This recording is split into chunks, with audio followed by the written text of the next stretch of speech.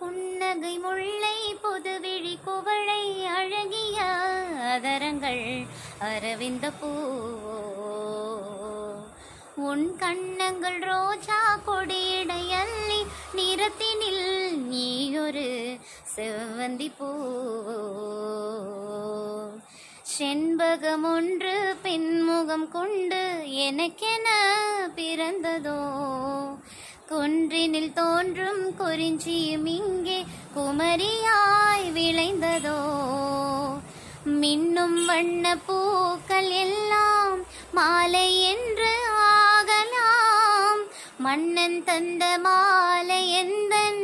நெஞ்சை தொட்டு ஆடலாம், நெஞ்சை தழுவியது துளங்கிட உறவு விளங்கிட